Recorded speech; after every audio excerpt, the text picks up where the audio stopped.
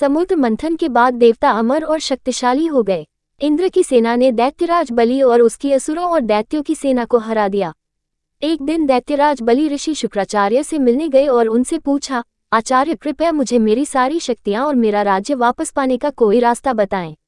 बाली की बातें सुनकर आचार्य ने उत्तर दिया, आपको अपनी सभी शक्तियां वापस पाने के लिए महाभिषेक विश्वजीत यज्ञ करना होगा। बलि शुक्राचार्य की देखरेख में यज्ञ करने के लिए तैयार हो गया। यज्ञ के बाद बलि को हवा की गति से चलने वाला 4 घरों द्वारा खींचा जाने वाला एक स्वर्ण रथ प्राप्त हुआ।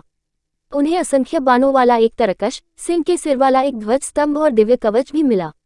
इन वस्तुओं के साथ शुक्राचार्य ने उन्हें सदैव खिलते रहने वाले फूलों की एक माला और एक शंख दिया, जिसका युद्धघोष गगनभेदी था। फिर बाली इंद्र के खिलाफ युद्ध करने गया। इस बार युद्ध में दैत्यराज बलि की जीत हुई और इंद्र युद्ध के मैदान से भाग गए। बाली ने एक बार फिर अपनी विजयी स्थिति बनाए रखने के लिए शुक्राचार्य से मार्गदर्शन मांगा। शुक्राचार्य ने कहा, यदि तुम यज्ञ करते रहोगे तो तुम निडर और शक्तिशाली जीवन जी सकते हो। आपको गरीबों और ब्राह्मणों को भी दान देना चाहिए। बाली तुरंत इसके लिए तैयार हो गए। इस बीच इंद्र ने देवताओं की शक्तियों को वापस पाने का तरीका जानने के लिए आचार्य बृहस्पति से संपर्क किया। आचार्य बृहस्पति ने इंद्र से भगवान विष्णु की सहायता लेने को कहा। अब इंद्र भगवान विष्णु को प्रसन्न करने के लिए तपस्या करने लगे। महर्षि कश्यप की पत्नी अदिति, जो इंद्र की मां थी, ने अपने बेटे को संकट में देखा और मदद के लिए भगवान विष्णु के पास गईं। भगवान विष्णु ने कहा, मैं तुम्हारी सहायता करूंगा देवमाता। मैं निकट भविष्य में आपके पुत्र के रूप में जन्म लूंगा। मैं बाली को मार डालूंगा। और हुआ यूं कि अदिति ने एक लड़के को जन्म दिया।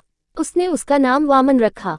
एक दिन वामन एक ब्राह्मण का रूप धारण करके उस स्थान पर गए जहां शुक्राचार्य और दैत्यराज बलि यज्ञ कर रहे थे। बाली ने ब्राह्मण लड़के का स्वागत किया और कहा, मैं आपकी युवा ब्राह्मण की कैसे मदद कर सकता हूँ। ब्राह्मण ने कहा, मैंने आपके बारे में बहुत सुना है कि आप ब्राह्मणों को दान देते हैं। मुझे धन या विलासिता नहीं चाहिए, मुझे बस वह जमीन चाहिए जो मेरे 3 कदमों में तय हो। ब्राह्मण लड़के की विनती सुनकर वहां उपस्थित सभी लोग आश्चर्यचकित रह गए। लड़के के अनुरोध पर असुर हंसे। दैत्यराज बलि उसे वह देने के लिए सहमत हो गए जो वह चाहता था। अचानक सभी को आश्चर्य हुआ। युवा ब्राह्मण लड़के का आकार बढ़ने लगा। जल्द ही वह पृथ्वी ग्रह से भी बड़ा हो गया। उसने इस पर दावा करने के लिए एक बड़ा कदम उठाया और इसे पृथ्वी पर रख दिया और कहा, अब पृथ्वी मेरी है। फिर उन्होंने दूसरा कदम उठाया और अमरावती पर रखा जो बाली के अधीन थी और कहा, अब अमरावती मेरी है। अमरावती भी ब्राह्मण लड़के के अधिकार में थी। फिर उन्होंने कहा, बाली में अपना तीसरा कदम कहाँ रखूं? पृथ्वी और स्वर्ग पहले से ही मेरे हैं। अब कोई जगह नहीं बची है। शुक्राचार्य ने बाली को चेतावनी दी, सावधान बाली, मुझे पूरा यकीन है कि यह ब्राह्मण कोई साधारण लड़का नहीं है। वह निश्चित रूप से वामन, स्वयं भगवान विष्णु हैं। उसे तीसरा कदम मत उठाने देना वरना तुम्हें अपना सब कुछ खोना पड़ेगा। लेकिन बलि ने कहा, आचार्य, मैंने उन्हें अपना वचन दे दिया है। मैं इससे पीछे नहीं हट सकता। असुरों और दैत्यों ने ये सुना और वामन पर हमला करने के लिए आगे बढ़े, लेकिन वे उसे कुछ भी नुकसान नहीं पहुंचा सके। बलि ने तब वामन को संबोधित किया और कहा, चूंकि अब कुछ नहीं बचा है इसलिए आप अपना तीसरा कदम मेरे सिर पर रख सकते हैं। बलि की बातें सुनकर भगवान विष्णु अपने असली रूप में प्रकट हो गए और बोले, बाली, मैं तुम्हें आशीर्वाद देता हूँ। अब से तुम सदैव पाताल लोक पर राज करोगे। इस प्रकार बाली पाताल लोक चला गया।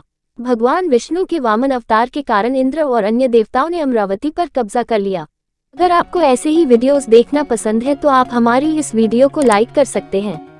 नीचे कमेंट में कमेंट करके बताएं कि आपको हमारा काम कैसा लगा। हम आपके कमेंट का रिप्लाई देने की पूरी कोशिश करेंगे। शेयर करें इस वीडियो को अपने उन दोस्तों और परिवार के लोगों के साथ जिन्हें ये बात पहले से नहीं पता थी। अगर आपको ऐसी ही वीडियोस देखना पसंद है तो आप हमारे चैनल को अभी सब्सक्राइब कर दें, क्योंकि हम आपके लिए ऐसी ही और वीडियोस को लाते रहेंगे। हम अगली वीडियो लेकर जल्द ही लौटेंगे। आखिर में हमारी इस वीडियो को देखने के लिए आपका धन्यवाद। हम आपसे जल्दी ही मिलेंगे।